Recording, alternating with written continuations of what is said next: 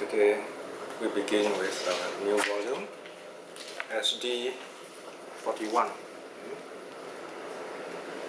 SD 41, the theme is Samatha Vipassana, which is the first article. This first article is discursive, talks a lot of more discussion. So we will begin with the first sutta here, that is chapter 2. And the title is Aṭṭhaka Nagara Sutta, M52. Now notice the spelling, you might notice on the whiteboard just now. Aṭṭhaka Nagara, the second word has got a long vowel, nagara. Nagara means citizen or someone from that city or town.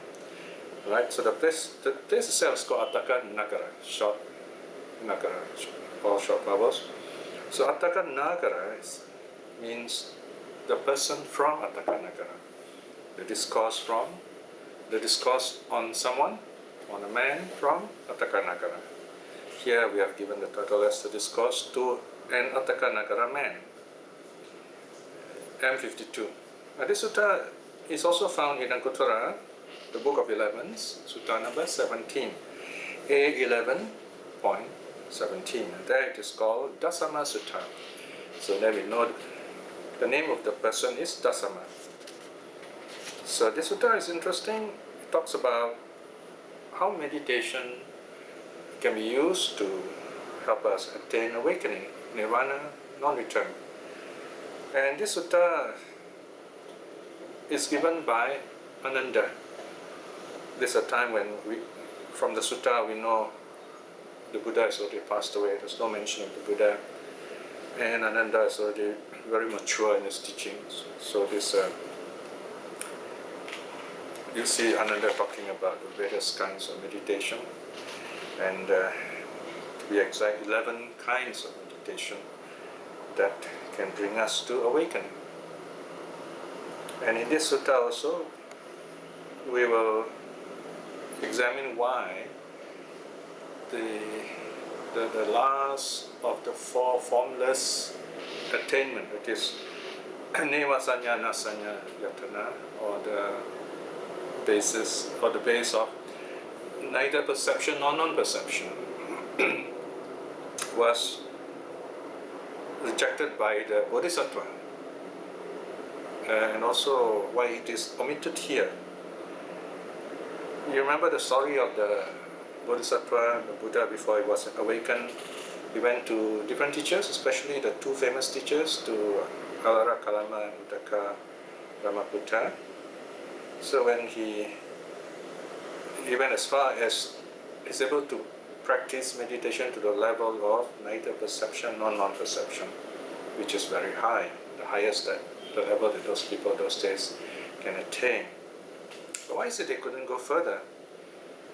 Well, the simple answer is the people those days somehow believe in some kind of essence, entity, kind of soul. Now, according to the teachings on meditation, when we talk about the neva sanya nasanya yatana, that is the level of neither perception nor non-perception, it's a formless level of meditation. Consciousness there is so subtle, we cannot say it exists or not exists. Very, very subtle. But still there is a bit of remnants of consciousness. So this is where the meditator, after he comes out, reflecting on it, which is not easy, but it's possible, he might think that this remnant of consciousness is the self. There's something still remaining there. Another interesting point is that this level of meditation is so subtle, there's really nothing much you can reflect on it except it is subtle. So because of that inability for us to really reflect effectively on this base, on this meditation base, it is not used in this sutta. It is not described here. So only 3 are mentioned. So in the sutta you find Ananda mentioning the 4 jhanas, 4 form jhanas, rupa jhana, the 4 brahmaviharas, and then the first 3 of the formless attainments. So 4 plus 4 plus 3, you get 11 possible ways of meditation to attain awakening. That is arahathood or non-return. So now let us look at the sutta on page 42. So this sutta number is M52, Madhyama Āgama number 52, and also A11.17. Thus have I heard at one time the Venerable Ananda was staying in Beluwa Gamaka, the village of Beluwa, near Vesali.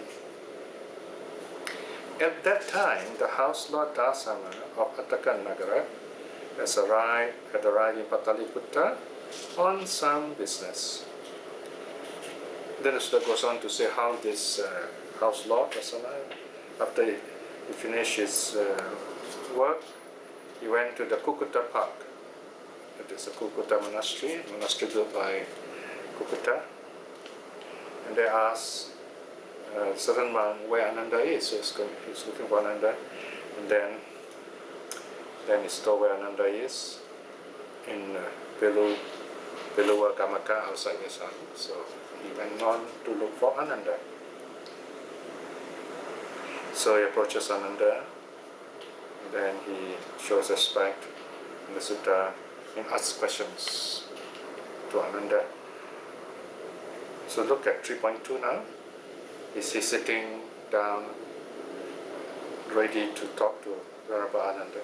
Sitting thus at one side, the house lord Dasama of Aṭṭhaka nagara said this to the Venerable Ananda: Bhante Ananda, is there any one thing or one teaching that has been pointed out by the Blessed One who knows and sees, worthy, fully self-awakened, by which if a monk were to dwell diligent, ardent, resolute, would liberate his unliberated mind, attain the supreme security from bondage that had not yet been attained? Right, so this simply means the question simply put is, can you tell me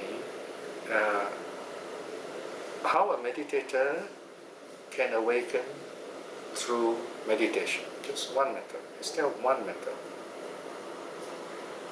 Ananda replies, there is, house lord, that one thing or one teaching that has been pointed out or taught by the Buddha, where someone who's not awakened can, if he uses meditation, reach awakening, reach nirvana itself. And then Dasama, of course, asks Ananda, what is it? Can you please teach me? After this, you find from section 4 onwards, right to the end, that is the last section is section 14, 4 to 14. You have the 4 form dhyanas, the 4 divine abodes, and the 3 formless attainments. Very systematic. Huh? But there are some very important points we must note here. This is what we will do. Look at 4.1. Here, house lord, quite secluded from sense desires, secluded from unwholesome mental states, a monk is meditator, enters and dwells in the first dhyana, accompanied by initial application and sustained application, accompanied by zest and happiness, born of seclusion. Okay, this is the standard definition of the first jhana. So he gets into this state. Now there's a bit of a problem here, which have led some people to conclude that the meditator actually reflects what he is in jhana, because after the first jhana is defined here, in the very next line, it is said, he considers thus, even this first dhyana is mentally constructed, intentionally formed. What is constructed and intentionally formed is impermanent, subject to ending. All right? This is what today we often call vipassana practice, where we reflect on the impermanence of all those beautiful states we have experienced, or even distractions and negative states. We regard them all as mind-made, as impermanent. This is the locus classical. This is where the key passage comes from. Look at it again, 4.3. Even this first dhyana, so instead of the first dhyana, you can put in anything, any of the 11 meditation, or whatever you are experiencing. Even this distraction, for example, or even this wonderful bliss I'm experiencing, is mentally constructed, or simply mind-made, intentionally formed, in other words, through our conscious effort. What is constructed and intentionally formed is impermanent, subject to ending. Right? So whatever is mind-made is subject to change. Or in simple terms, this is impermanent. 4.4. If he is steady therein, he attains the destruction of mental influxes. Right? So here Ananda says, if you do this regularly, you will destroy all those roots of suffering and rebirth. If it does not attain destruction of mental influxes because of desire in dharmas, that delight in dharmas, then with the destruction of the 5 lower fetters, he becomes one with spontaneous birth in the pure abodes, and there attains final nirvana, not subject to returning from the world. Right? So here, in other words, sometimes a meditator goes to deep meditation and then they reflects everything is impermanent, but he has still attachment and say, wow, this Dharma is really wonderful. I love this Dharma. I'm going to teach it. I'm going to write books about it, something like that, translate it. There's a bit of attachment. Now, it's not negative, but it is still a slight attachment, so this person will become a non-returner. The first five factors will be broken, becomes a non-returner. Right? Now we have another interesting story here of Piya. Piya in the last book of the Sutta Nipāta. He's one of those, the 16 students. They're called youth, but actually he's kind of 120 years old. He's still called a Brahman youth. The word youth, manava, also means student anyway. So his teacher, Bhavari, have sent all the 16 students to meet the Buddha and ask questions. So each of them asked a question. Okay? So he was the last one to ask, and last one was second last. Then as he was listening, now he couldn't really pay full attention because he was very old and his eyesight's not very good, his hearing's not very good. So this is where the sutta often say, you're young, you're strong, you're healthy, that's the right time, the good time to study the Dharma. So this Piya is very old by then. So he couldn't really get exactly what the Buddha was saying. But anyway, he persists, he asked the Buddha to continue teaching. And then he got it. But as he was listening to the Dharma, I said, wow, this is really great. The thought came to him, I said, if only my teacher is here, if only Bhavari is here, he could listen to all this, he will awaken too. So that was his Dharma attachment, Dharma craving, if you like. And because of that thought, he did not attain arhathood. Whereas his 1,000 students, all of them became arhats. He only became streamline. A non-returner. But when he goes back to see his teacher in the Deccan, his teacher Bhavari, and relate the teaching to the teacher became a non-returner, and he became an arhat. Anyway, so just a matter of time. But the point here is that, so when we are meditating, we got to let go of everything. That is the idea here. So we got to forget about suttas, not the theory. We got to let go of them. We got to let go about vipassana. We got to let go about abhidharma. We got to let go about Zen and all kinds of Buddhist teachings that we have learned. Just clear our minds. The purpose of all the teachings is to help us to clear our minds. So if we have any even the slightest thought of good even, you will prevent this attainment of arahathood, in other words. It's nothing serious, but with a little bit more effort, matter of time, you attain arahathood too. Here, the teaching is stressing on the idea of clearing your mind completely when you meditate. So, now the point is this: there are some famous scholars, monks and laymen, who point to this and similar passages. They say, look, if you look at the sutta here, there's a mention of the first jhana and all the other jhanas, and immediately after that it says he considers thus. So it means that they reflect on the state while they're in jhana. Obviously, people who say like this, they have not attained jhana, because you don't have to, in a sense, you don't have to attain jhana to know that it cannot work. You cannot think within jhana. Thinking as we know it does not occur during jhana.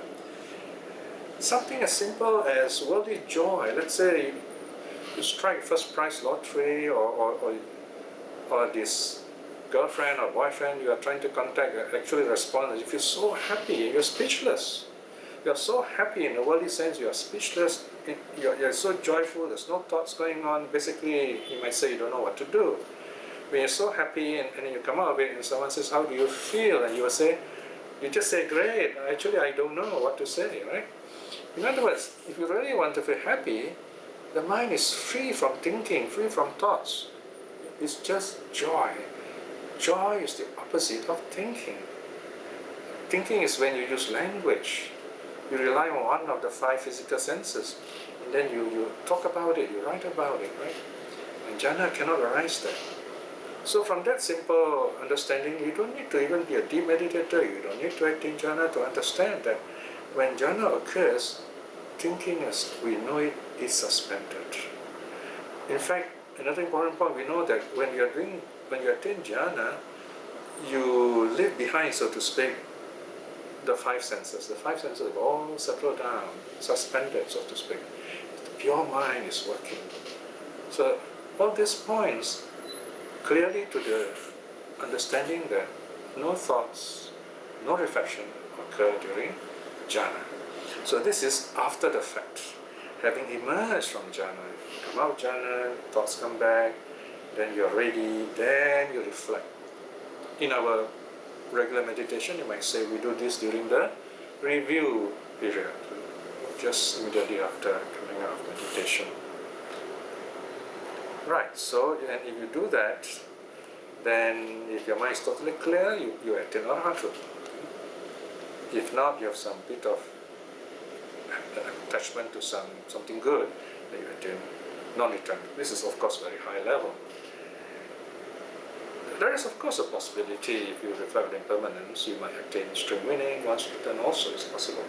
But here the Ananda is talking on the high level, and he says at 4.6, says this house lord is the one thing that has been pointed out by the Buddha, who knows and sees worthy fully self-awakened, by which if a worthy monk were to dwell diligent, ardent, resolute, would liberate his unliberated mind, attain to the supreme security from bondage as nirvana, that had not been yet attained. So in other words, he can become enlightened. This is the first one.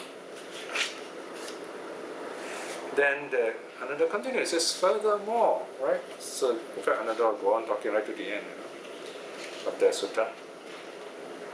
Furthermore, house lord, the monk with the stilling of initial application and sustained application, by gaining inner stillness and oneness of mind, enters and remains in the second dhyana, free from initial application and sustained application, accompanied by zest and happiness born of concentration.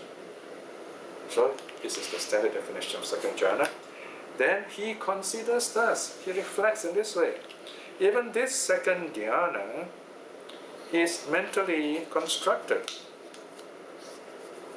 intentionally formed. And what is mentally constructed and intentionally formed is impermanent, subject to ending. Right?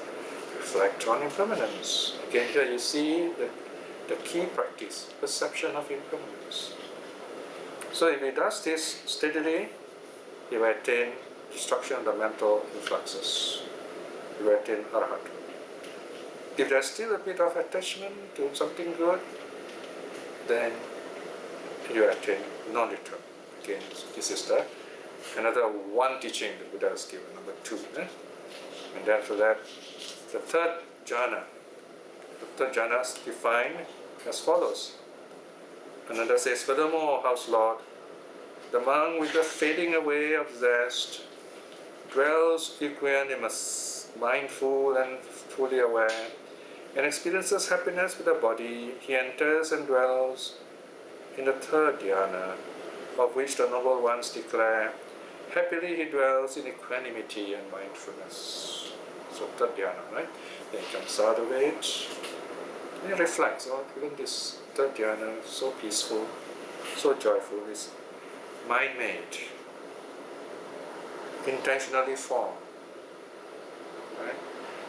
Whatever is mind-made is impermanent, subject to change, subject to ending. Right? Then you either become arahat, or if there's some remnant of thoughts, even good thoughts, right? You become a non-returner. So there's another one thing, one dharma, which the Buddha has taught for awakening. Then the fourth dhyana, 7.1. Furthermore, House Lord, the monk with the abandoning of joy and abandoning of pain, and with utter disappearance of pleasure and displeasure, attains and dwells in the fourth dhyana, that is neither painful nor pleasant, and with mindfulness fully purified by equanimity. That is a fourth dhyana. No? Now, there are a lot of technical terms here. Abandoning of joy and pain. Here, joy and pain, there's a note 55 there. It says this is a physical pain, joy, physical pain, and of the body, in other words. Here, of course, very subtle, sense of very subtle. And earlier on, mental displeasure, mental pleasure are all overcome. Okay? So, in other words, all kinds of experience of pain, pleasure, pain and pleasure, mental or physical, all overcome. So, there is equanimity. The mind is totally calm. That's the fourth dhyana. And he comes out of it and he reflects on it. Then he attains arahata. If there's still a bit of good thought remaining, then he attains non-return. So this is another one teaching the Buddha gave. So altogether there are 4 here. Then he continues. So the set on the form jhanas are over now. Now begins a new cycle, a new set on the 4 Brahma Viharas, the 4 divine abodes. Look at 8.1. Furthermore, House Lord, a monk with a heart full of loving kindness dwells suffusing 1 quarter, the second, the third, and the fourth. Right? First quarter in front, okay, and then right hand, back, left. Above, below, across. Across means here in our meditation we do directions in between.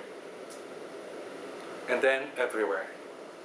And to everyone as well as to himself.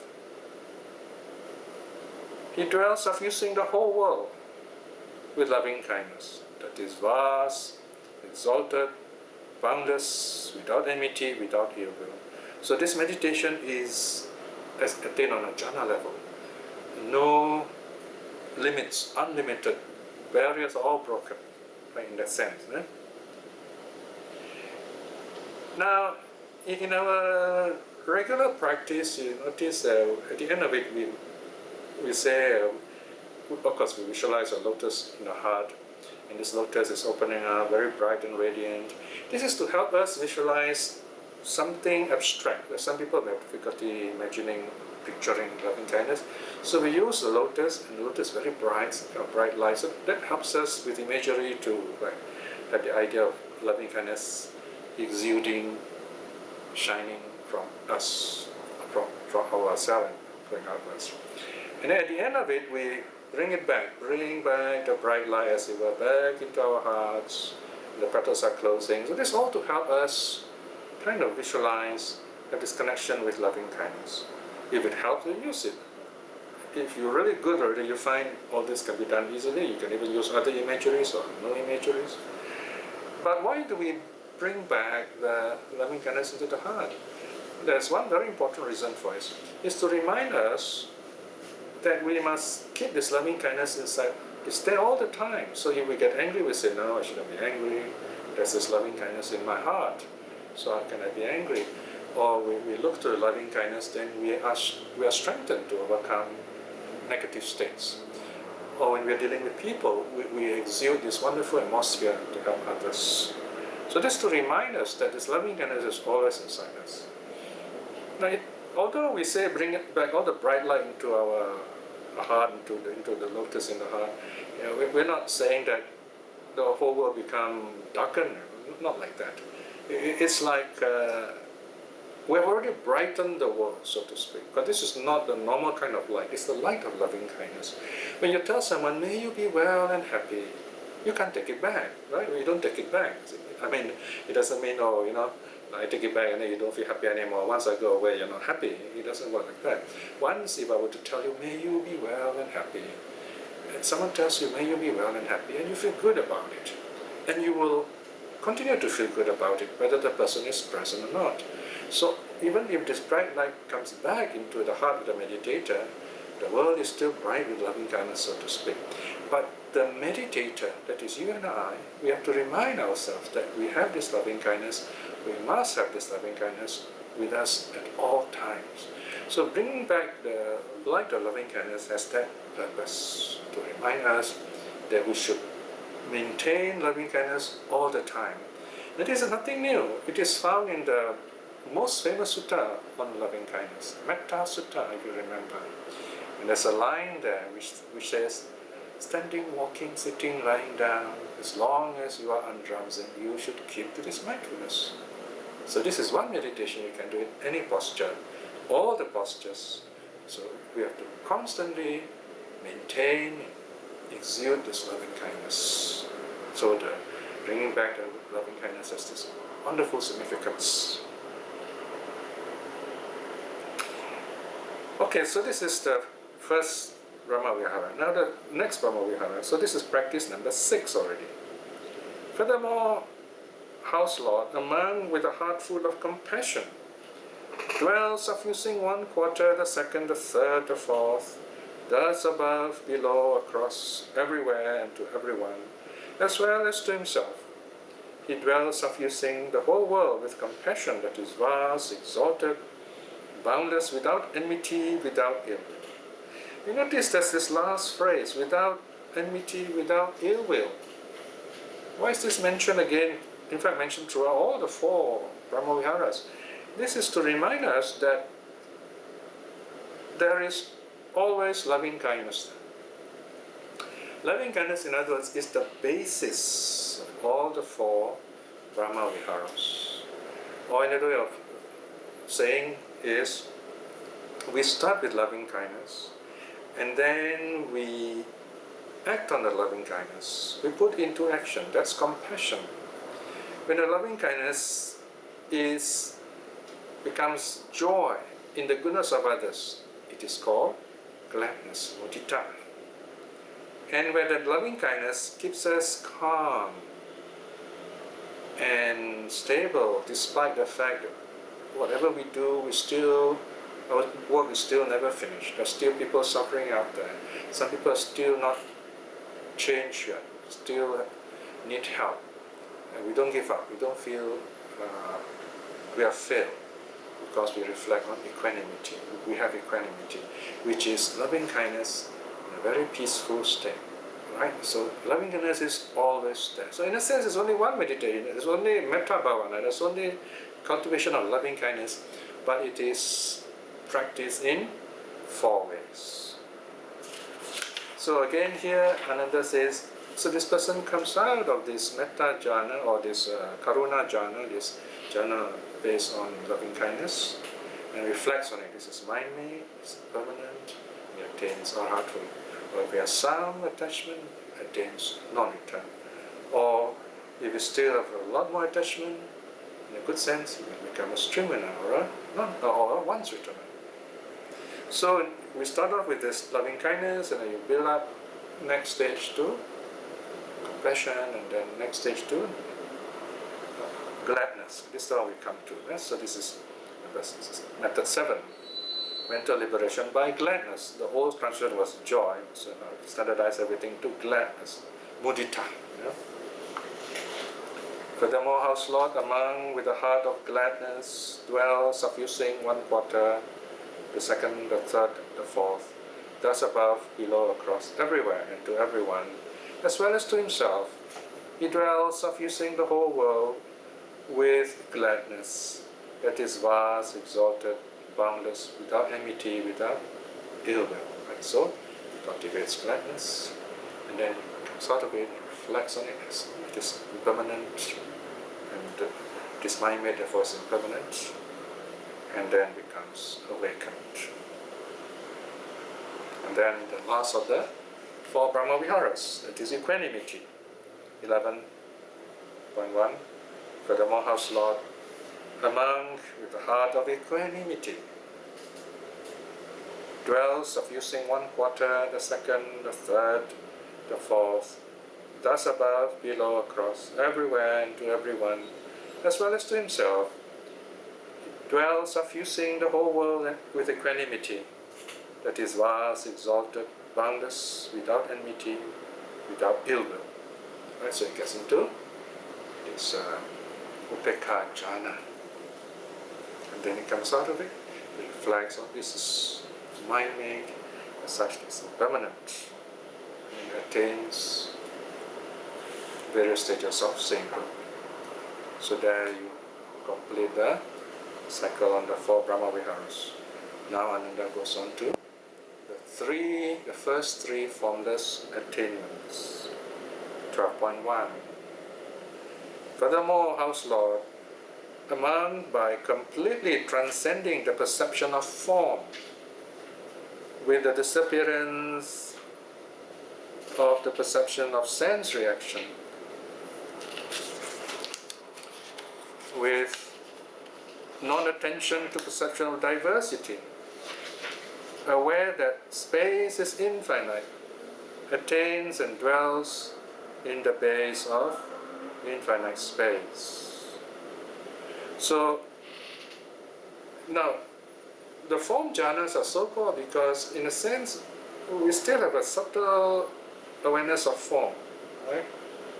Form, very subtle, but it's still something like, in meditation terms, it's like matter, if you like.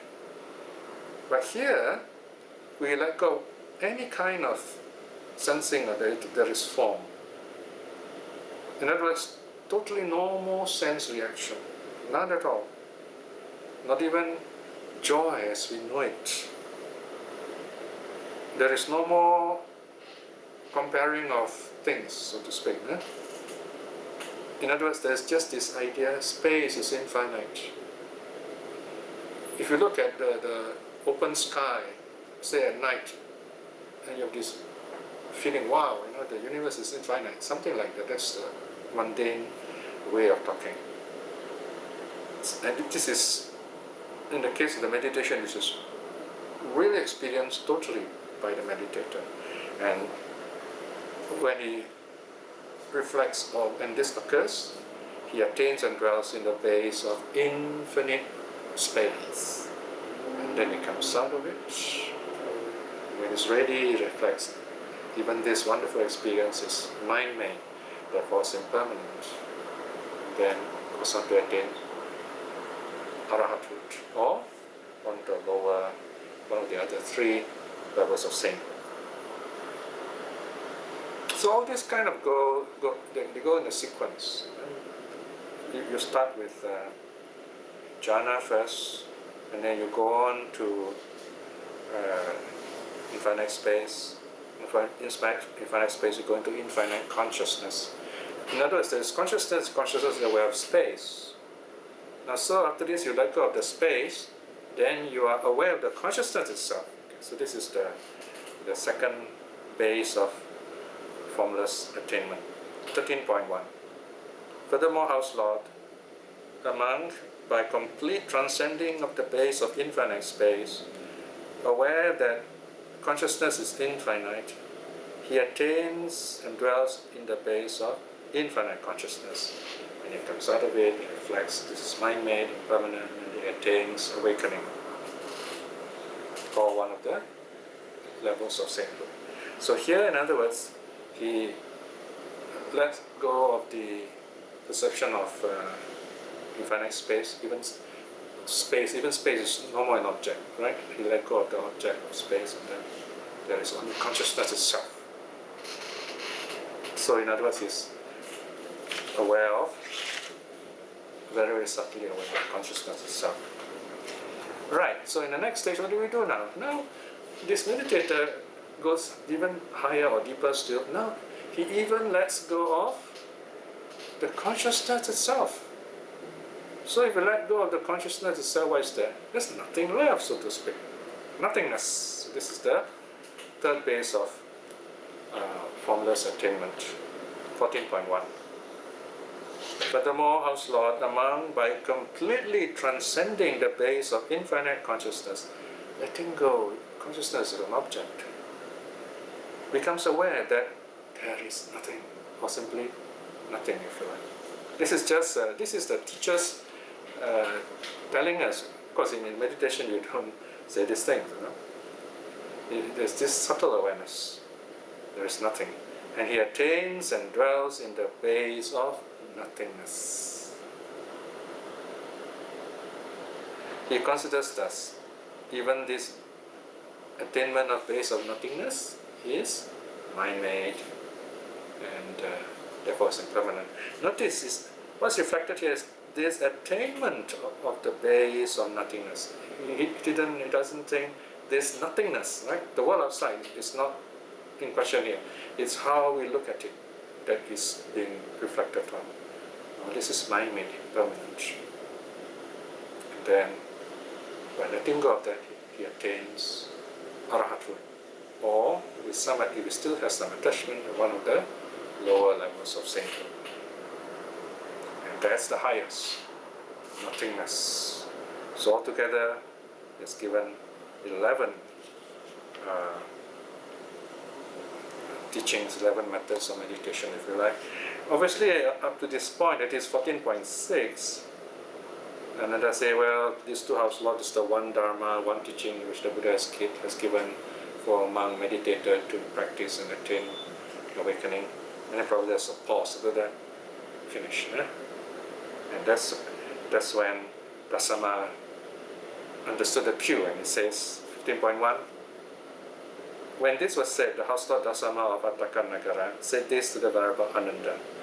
Bhante Ananda, it is as if a man looking for one entrance, or one door, to hidden treasure, were to find 11 entrances to hidden treasure. Even so, Bhante, while seeking one door to the deathfree is of course nirvana, I have come to hear all at once 11 doors to the deathfree. Bhante, it is as if a man has a house with 11 doors, and when there were a fire in that house, Bhante, he could flee to safety by any of these 11 doors. Even so, Bhante, I can flee to safety by any of these 11 doors to the death-free. Bhante, outside sectarians are known to seek the teacher's fee for teaching. So here, this is very interesting. So the other holy men, they've given up, well, they say they're renunciants, but when they teach like a layman. They say, well, you have to pay me, right? You have to support me. Of course, here, in other words, if you are teaching as a monk, as a renunciant, you never ask for payment. It's wrong, right? But as a layman, it's different. As a layman, you can work as a Buddhist worker, for example. It's called right livelihood, so there's a different arrangement there. But we're talking about right livelihood here. We're not talking about Buddhism as a business. So here, this Dasama says, Bhante, outside sectarians are known to seek the teacher's fee for teaching. In other words, they charge, for learning and teaching. Now, why don't I myself make an offering to the Venerable Ananda? So that's differences. Now, I want to make an offering. Now, this is another very important teaching. This reminds us of the Bharadwaja Sutta, Kasi Bharadwaja Sutta, where the Buddha appears to Kasi Bharadwaja one morning to collect alms. But Bharadwaja, the farmer, is not very happy. He thinks the Buddha doesn't work and it's just a lazy parasite. So he asks the Buddha, I have to work hard every day. I have to plow the field, plant my crops and so on, and sow my seeds and watch it grow and harvest it. What do you do to earn all this? Then I should give you free food, Then the Buddha answers beautifully. He says, well, I too am a farmer. But then my plow is this quality, my virtue is this quality, the rain is this quality, and so on. And so Bharadwaja is very impressed and says, okay, now I'll offer you. Then the Buddha turned the table on him and says, oh, now that you have to make such effort to sort of explain my relevance or authenticate myself, trying to tell you why you should offer me food, I cannot accept it anymore. But this is like a business transaction already. You are making this offering because you feel that I've done something for you. It's like a payment. So I cannot offer this to you. I cannot accept this. Something which I have sung over, I cannot accept. There's a bit of controversy here. Sung over means what? Some scholars think that sung over here means refers to the Brahmin offerings, But then the Brahmins offer the monks offerings regularly. Okay, one more problem could be that particular offering by Bharadwaja had gone through a special chant maybe. But even then, the Buddhists are not superstitious, Buddhists are not superstitious. Here, certainly, what the Buddha is saying, if a monk has to teach and he gets paid for it, that's wrong. We cannot accept that kind of payment. So, of course, the Buddha didn't accept anything, but Bharadwaja received the Dharma, and later on, of course, it becomes a follower. And here you see the spirit of the Dharma in this sense. It's not meant to be sold by renunciants in this way. We don't sell the Dharma. So whatever is given, in other words, is given out of faith. It's given out of faith. So when we donate out of faith. We don't say, this Dharma talk costs so much, you must give so much. Although sometimes it can be very difficult. One reason is because in some cultures, some places, if we just say donation, people either don't donate or they don't really help the center which really need help. They might just give a very small amount. We're talking about lay people who can afford it. So the temples which are costly to run, they need to put in advertisement, they need to actually fix the amount. So this does happen, but we must understand that that kind of arrangement is only a suggestion. If those center people are very wise, they will say, this is only a suggestion. That means if you can't afford it, you give less. We're not going to check. If you can afford it, you give more, right? So this is where we're very careful. Prices on our sutta translations. If we do have to price it, we'll say this is only a suggested amount, but it's up to you. So this is one way we have to adjust lay people. This is lay people talking, not monks and nuns. Monks and nuns, of course, no consideration of money at all.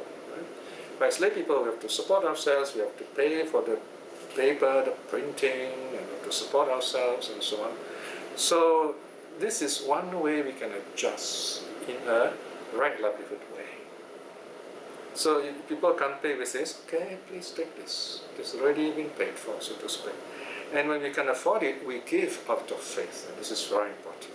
We give out of faith, we accept out of faith. We donate out of faith, we receive out of faith too. And that way, we build this wonderful Buddhist economy, so to speak. So here, of course, Dasama doesn't give money to Ananda. It's very clear here. in the conclusion will tell us that, section 16.1. Then the house lord Dasama of Aṭṭhaka Nagara, having assembled the community of monks in Pataliputra and Vesali, served them with his own hands excellent food, both hard and soft, and satisfied them. So he must have been a rich man, so he kind of offered a very big dana to the Sangha. To each of these monks individually, he presented a pair of personal cloths.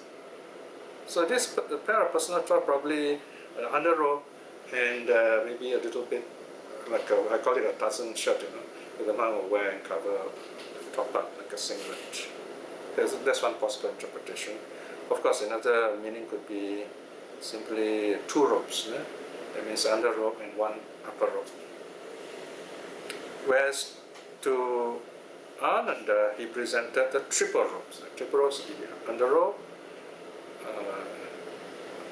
the upper robe, and the outer robe. Right? The three robes, triple robes. And for the Venerable Ananda, he built a residence worth 500 coins. 500 coins, well, perhaps $500, we're not sure the exact amount. The coin is possibly a gold coin here. So here, the commentary says this residence of Vihara is actually a grass hut, okay, for meditation. A kuti, if you like. Today we call it kuti. So he donates all this out of faith. Notice no money is involved here, right? Because it's all monks. So this Dasama gives them dana, builds this little hut for Ananda to show his faith.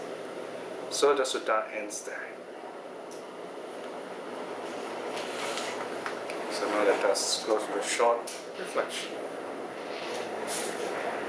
The suttas constantly teach and remind us how to practice the Dharma as intended by the Buddha.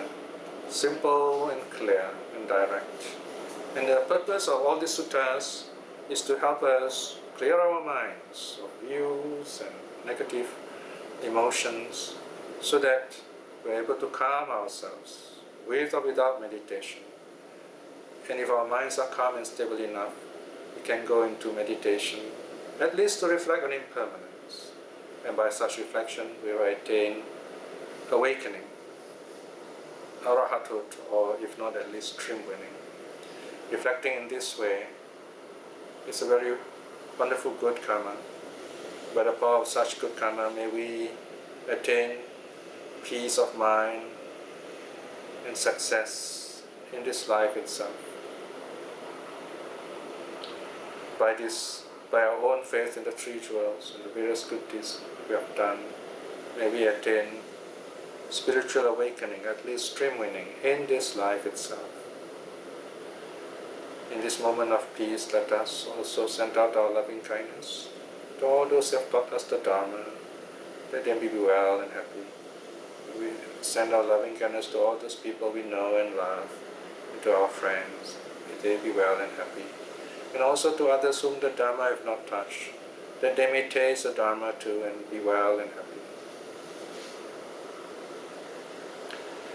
May all beings be well and happy. Sadhu, sadhu, sadhu.